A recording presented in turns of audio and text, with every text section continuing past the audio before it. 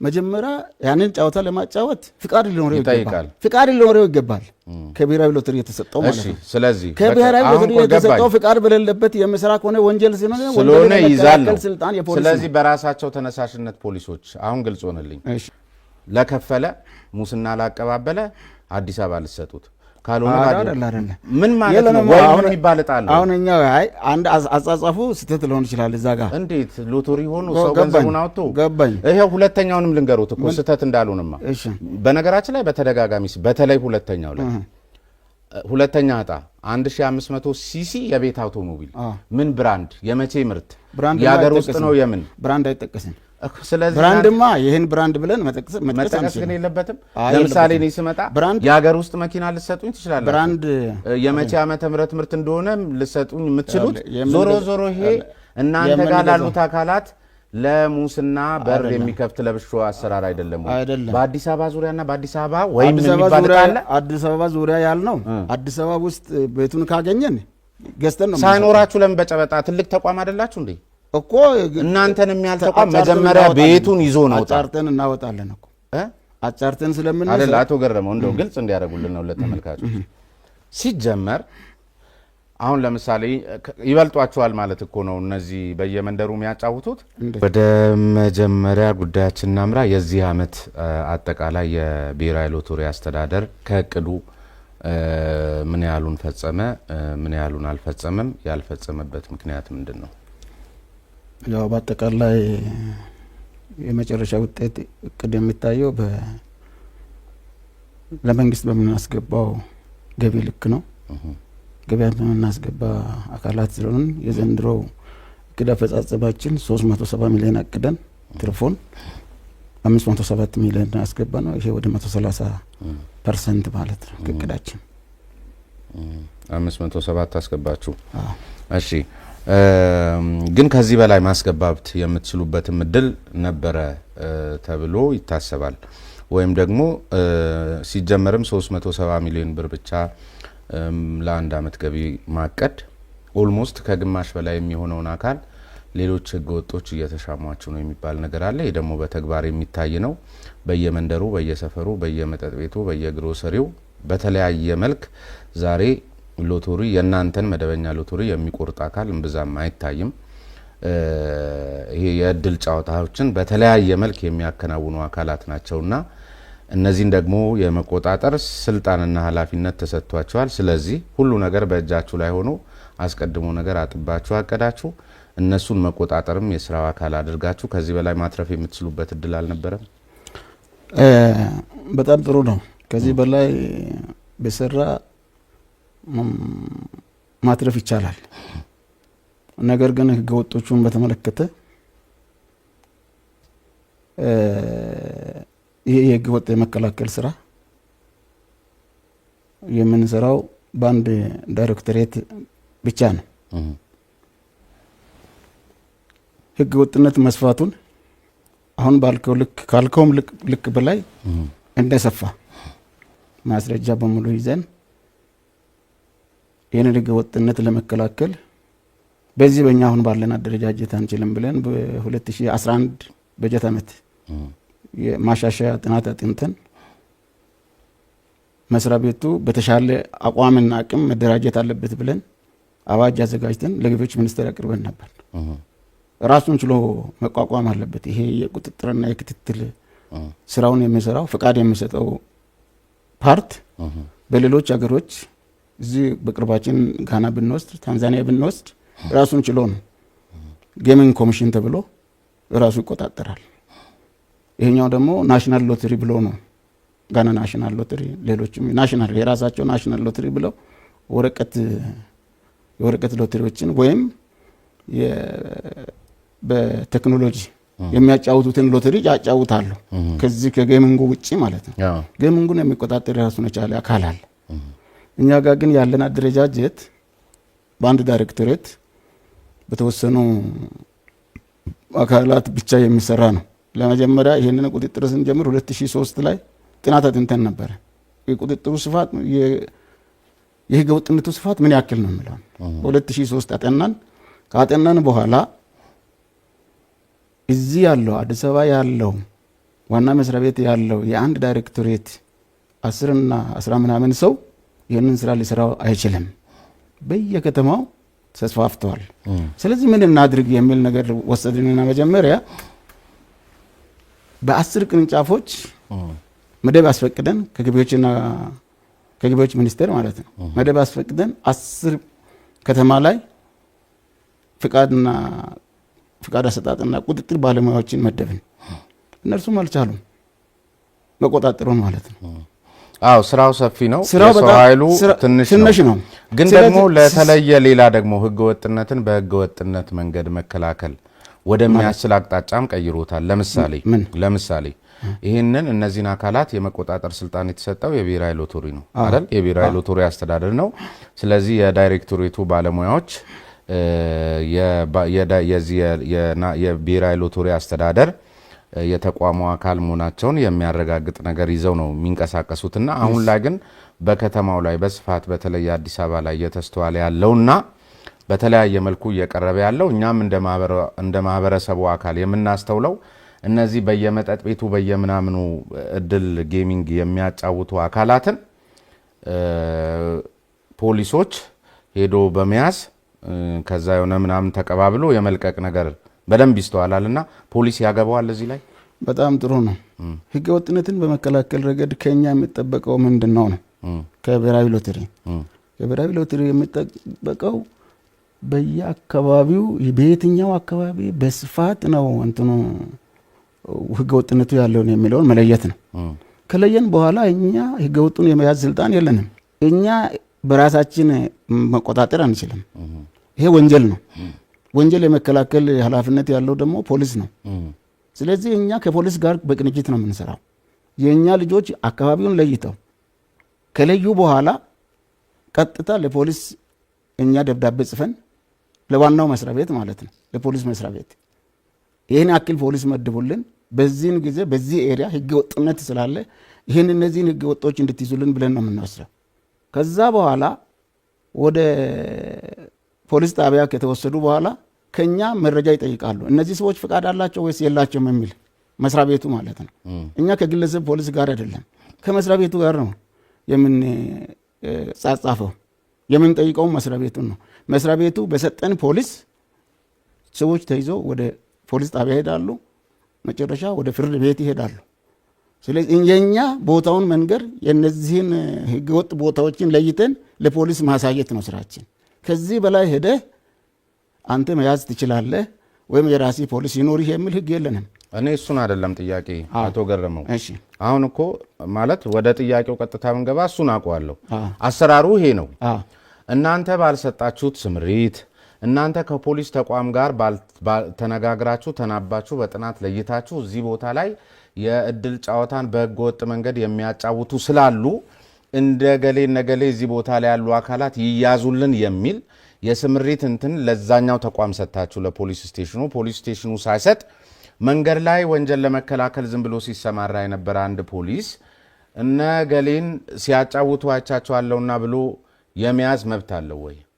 ይሄ ወንጀልን የመከላከል ስልጣን የፖሊስ ነው በአልኩህ እኮ። ወንጀል ነው ይሄ ስራ። ይሄ ስራ ወንጀል ከሆነ ያንን ጨዋታ ለማጫወት ፍቃድ ሊኖረው ይገባል። ከብሔራዊ ሎተሪ የተሰጠው ማለት ነው። ስለዚህ ከብሔራዊ ሎተሪ የተሰጠው ፍቃድ በሌለበት የምስራ ከሆነ ወንጀል ስለሆነ ይዛል። ስለዚህ በራሳቸው ተነሳሽነት ፖሊሶች አሁን ግልጽ ሆነልኝ። በራሳቸው ተነሳሽነት እንደዚህ አይነት ወንጀሎችን በመከላከል በኩል ምን ያህል ህገወጥ አጫዋቾችን ይዘው ወደ እናንተ አቀረቡ? ለፍርድ ቤት አቀረቡ? በራሳቸው ያቀረቡት የለም። እኛ በራሳችን ጠይቀን ኤሪያውን ለይተን ቅድም ባልኩት ለዚህ ነው ምሎታ በራሳቸው ያቀረቡት ከሌለ በየሰፈሩ በየቀኑ በርካታ ይሄን እድል አጫዋቾች ሲያዙ እናያለን። ስለዚህ ይሄ የኛ ስራ ጉቦ እየከፈሉ ይወጣሉ ማለት ነው። ይሄ የኛ ስራ አይደለማ። ወንጀልን መከላከል የፖሊስ ስለሆነ ፖሊሶች ይሄንን ይወስዳሉ እንዲያረጋሉ ከተባለ መጠየቅ ያለባቸው ፖሊስና የፖሊስ መስሪያ ቤት ነው። ግልጽ ነው። የሎተሪ ስራን ያካሂዳል። ዕጣ የሚወጣበትን ቀን፣ የሽልማቱን መጠን፣ ሽልማቱ የሚቆይበትን የጊዜ ገደብና ሌሎች አስፈላጊ መረጃዎችን በሎተሪ ትኬቶች ላይ ያመለክታል። አሸናፊ የዕጣ ቁጥሮችንም ለህዝብ ያሳውቃል ይላል አዋጅ ቁጥር 6 ንዑስ አንቀጽ 1 የአስተዳደሩ ስልጣንና ተግባርን በተመለከተ። ነገር ግን በጣም የተዘበራረቀ ነው። ግልጽ እንዲያደርጉልን የምንፈልገው ለምሳሌ የፕሮሞሽን ሎተሪዎች የቴሌቶን ይሄ ማህበራዊ ኃላፊነትን ለመወጣት የሚደረጉ ከናንተ ጋር በሚደረግ ስምምነት የተለያዩ እንትኖች አሉ። የነሱ ቀነ ገደቡ አይታወቅም፣ ሲወጣም አይታይም። በምን ያህል መልኩ ኃላፊነታቸውንም እየተወጡ እንደሆነ አይታወቅምና ሌላው አሁን ለምሳሌ ይሄ ሎተሪ እስከዚህ 6 ወር መተ ድረስ ካልተቀበልክ ወይ ከ6 ወር በኋላ አገልግሎት አይኖረውም የሚል እንደዚህ በተመሳሳይ ይሄ ጀርባው ላይ እንደዚህ ይጻፋል። ነገር ግን አሁን ለምሳሌ አድማስ ሎተሪ የሚባለው የኤስኤምኤስ የፕሮሞሽን ምናምን ቢወጣልኝ እስከ መቼ ድረስ ነው መቀበል የምችለው የሚለው እዛ ላይ አልተገለጸም። በተመሳሳይ መልኩ መደረግ የለበትም ወይ? የመጀመሪያ ፕሮሞሽን ሎተሪዎች ዕጣ የሚያወጡበት ቀን በደንብ ይታወቃል። በመጀመሪያ ከኛ ፍቃድ ሲወስዱ ለ3 ወር ከዚህ ቀን እስከዚህ ቀን ተብሎ ደብዳቤ ተሰጥቷቸው ነው በዛ ፍቃድ ነው የሚሰሩት። ያንን ፍቃድ በዛ መሰረት ዕጣ ያወጣሉ። ዕጣ ሲያወጡ የኛ ልጆች ቀጥታ የኛ መስሪያ ቤት አብሮ ሄዶ ባሉት ቀን ማውጣቱን እያረጋገጠ ነው ዕጣው የሚወጣው። ስለዚህ ለቆረጡ ሰዎችስ እንዴት ነው ማወቅ የሚችሉት? ለምሳሌ የእናንተ የቆረጡ ናቸው እኮ የኛ ሎተሪ አይደለም ያልከን ፕሮሞሽን ሎተሪ ያልከው ገባኝ። የእናንተ ሎተሪ ያዳምጡኝ። በዚህ ቀን ይወጣል ትሉናላችሁ፣ ሲወጣም ታሳውቁናላችሁ። እነርሱ ያሳውቃሉ በእንትናቸው ላይ መጀመሪያ ፕሮሞት ሲያደርጉ ፕሮሞሽናቸው ላይ በዚህ ቀን ዕጣው ይወጣል ከብሔራዊ ሎተሪ ጋር አብረን እንሰራለን ብለው በዚህ ቀን ዕጣው ይወጣል ብለው በማስ ሚዲያ በቴሌቪዥን በሬዲዮ ያሳውቃሉ። እስከ መቼ ዕጣውን መውሰድ ትችላለህ ብለው ግን አያሳውቁም። እስከ መቼ ቢወጣልኝ ህጋዊነቱ እስከ መቼ ነው? እስከ 6 ወር እኛ ባስቀመጥነው ነው። በዚህ በሎተሪው ህግ መሰረት ይከፍላሉ። እሺ እንደ ይሄ የአድማስ ሎተሪም በተመሳሳይ ነው። የአድማስ ሎተሪም ኢሚዲየትሊ ይነገራቸዋል ተደውሎ የወጣለት ሰው ተደውሎ ነው የምንነገረው። ስልኩ ባይሰራ እስከ መቼ ድረስ የመቀበል መብት አለው? እስከ 6 ወሩ። ይሄ እኮ ስታንዳርድ ህግ ነው። ይሄኛው ለዛኛው ይሰራል። አዎ ይሄኛው ለዚህ ለኤስኤምኤስም ይሰራል ብላችሁ ለምን አትጽፉም? እሱ አድማስ ሎተሪ ላይ በኋላ ላይ ለጭቅጭቅ ምክንያት የሚሆኑ ነገሮች ለምን ይተዋሉ? ለምሳሌ አሁን አንዳንዴ እኔ ግልጽ የማይሆንልን ነገሮች አሉ። ለምሳሌ ልበሉት አሁን እዚህ ጋር ላምጪው ይከፈላል የሚል ህግ እንዳላችሁ በእርግጥ ይገባኛል። ነገር ግን አሁን እኔ ድንገት ይሄ አድማስ ሎተሪን ኤስኤምኤስ በወንድሜ ስልክ ሲም ካርዴ በሌላ ሰው ነው ይወጣልኝ። ጥሩ ነው። በዛ ሲም ካርድ ቆርጬ ከዛ ወጣልኝ ብዬ ሲደወልልኝ ኢንኬዝ ያኛው ቢሰማ የኔ ነው ብሎ ቢመጣብኝ ይሄ ሲም ካርድ ያወጣልኝ ሰው የማን ነው? ለማን ነው? እኛ ሞባይሉን ይዞ ሲም ካርዱን ይዞ በሲም ካርዱ ውስጥ ያ የአሸናፊው ቁጥር መኖሩን አምጥቶ አረጋግጦ በኮሚቴ በአንድ ሰው አይደለም ቁጭ ብሎ ይሄንን ጉዳይ የሚገመግም ሲሰማ ያኛው ሰው አዘግቶብኛችን ሲም ቢያወጣ የዛ እድል ነው የሚሆነው ማለት ነው። እኛ ጋር ለመጣው ነው የምንከፍለው። ያ ትራንዛክሽን የኛ አይደለም። እዛ ጋር ያለው ትራንዛክሽን የኛ አይደለም። እኛ ወደ መስሪያ ቤታችን ስለዚህ በራሳችሁ ሲም ካርድ ብትቆርጡ የተሻለ ይሆናል የሚለውን ማበረታቻ ቢነገር ጥሩ ነው። እንደዛ ጥሩ ነው። ምን ችግር የለውም። እኛ ታሳቢ ያደረግነው እያንዳንዱ ሰው የራሱን ስልክ ይዟል ብለን ነው። እስቲ ሌላ ደግሞ ይሄ በቀደም ሰኔ 29 የወጣ ሎተሪ ነው፣ ቶምቦላ ነው። እዚች መግለጫዋ ላይ 3ኛ ላይ ቁጥራቸው በጉልህ ለመለየት አዳጋች ለሆኑ የተቀደዱ አጠራጣሪ ሎተሪ ቲኬቶች የብሔራዊ ሎተሪ አስተዳደር ዋጋ ላይከፍል ይችላል አይደል? ዋጋ አይከፍልም። ለአጠራጣሪ ቁጥሮች እነዚህ ምን ያደርጋሉ? ቁጥሮቹን አንስተው ቁጥር የመለጠፍ ምናምን ለመለጠፍ ችግር ዞሮ ለብሔራዊ ሎተሪ ንጹህ ሎተሪ እንደሰጠን አትመን እንደሰጠነው ማለት ነው እንደሸጥነው ግን ንጹህ ሎተሪ ሲወጣ ንጹህ ሎተሪ ሲመጣ እንከፍላለን። እስቲ እናንተ ግን ምን ማለት ነው? ለሌላው አጠራጣሪ ሲሆን አትከፍሉም። አንደኛ ዕጣ ምንድን ነው የሚለው? ይሄ ራስዎት እንዲያነቡት ፈልጌ ነው። አንደኛ ዕጣ ባለ 1 ፎቅ 3 መኝታ መኖሪያ ቤት በአዲስ አበባ ወይም በአዲስ አበባ ዙሪያ ነው የሚለው። እሺ እና በአዲስ አበባ ወይም በአዲስ አበባ ዙሪያ የሚል ዕጣ መኖር ምን ማለት ነው? ለሙስና በር ከፋች አይደለም? ምን ማለት ነው? አዲስ አበባ ነው የሚሰጠኝ ወይስ በአዲስ አበባ ዙሪያ ነው? ምንድነው ምን እንደዚህ አይነት እጣ ሲጀምራል ወይ 10 ብር ወይም 100 ብር የሚባል እጣ አለ? ይሄ እኮ አሁን ሰዎች የሚሉት ሎጂካሊ ለከፈለ ሙስና ላቀባበለ አዲስ አበባ ልሰጡት ካልሆነ ምን ማለት ነው? ወይ ምን የሚባል እጣ አለ? አሁን እኛ አንድ አጻጻፉ ስህተት ሊሆን ይችላል። እዛ ጋር እንዴት ሎተሪ ሆኖ ሰው ገንዘቡን አውጥቶ ገባኝ። ይሄው ሁለተኛውንም ልንገሩት እኮ ስህተት እንዳልሆነማ። በነገራችን ላይ በተደጋጋሚ በተለይ ሁለተኛው ላይ ሁለተኛ እጣ 1500 ሲሲ የቤት አውቶሞቢል ምን ብራንድ የመቼ ምርት የሀገር ውስጥ ነው የምን ብራንድ አይጠቀስም። ስለዚህ ብራንድማ ይሄን ብራንድ ብለን መጠቀስ ግን የለበትም። ለምሳሌ እኔ ስመጣ የሀገር ውስጥ መኪና ልሰጡኝ ትችላላችሁ። ብራንድ የመቼ ዓመተ ምህረት ምርት እንደሆነ ልሰጡኝ የምትችሉት ዞሮ ዞሮ ይሄ እናንተ ጋር ላሉት አካላት ለሙስና በር የሚከፍት ለብሾ አሰራር አይደለም ወይ? በአዲስ አበባ ዙሪያና በአዲስ አበባ ወይም የሚባል ካለ አዲስ አበባ ዙሪያ ያልነው አዲስ አበባ ውስጥ ቤቱን ካገኘን ገዝተን ነው። ሳይኖራችሁ ለምን በጨበጣ ትልቅ ተቋም አይደላችሁ እንዴ? እኮ እናንተን የሚያል ተቋም መጀመሪያ ቤቱን ይዞ ነው አጫርተን እናወጣለን እኮ አጫርተን ስለምን አይደል? አቶ ገረመው እንደው ግልጽ እንዲያደርጉልን ነው ለተመልካቾች። ሲጀመር አሁን ለምሳሌ ይበልጧቸዋል ማለት እኮ ነው እነዚህ በየመንደሩ የሚያጫውቱት። ጫማውን ይዞት እኮ ነው ወይም በጉን ይዞት ነው ወይም ሞባይሉን ይዞት ነው። አንደኛ እጣ ይሄ ሞባይል፣ ሁለተኛ እጣ ይሄ ሰዓት የሚለኝ ቤቱን ይዛችሁት ነው እጣውን ማውጣት ያለ። አንደኛ እጣ በአዲስ አበባ ዙሪያ እኮ ማለት በአዲስ አበባ ዙሪያ ይሰጠኝ በኋላ ዞሮ ዞሮ ለብልሹ አሰራርና ለመሞዳሞድ ይመቻል።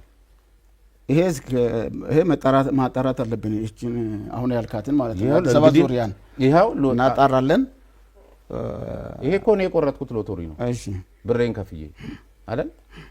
ሁሉንም ሎተሪ እኔ እንደ ተጠራጥሬ ለምሳሌ እንዲያነን ሎተሪ እኔ ከአዲስ አበባ ገዝቻለሁ። እውነቴን ነው የምነግሮት፣ ዝም ብዬ ለማጋነን አይደለም። ከድሬዳዋም ገዝቻለሁ፣ ከሐዋሳም ገዝቻለሁ፣ ከባህር ዳርም ገዝቻለሁ። የገዙ ሰዎችንም አይቻለሁ።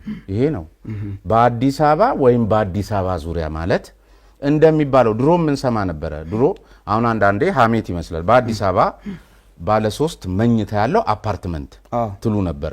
ይሄ እንኳን ትንሽ ለግልጽነት ይቀርባል።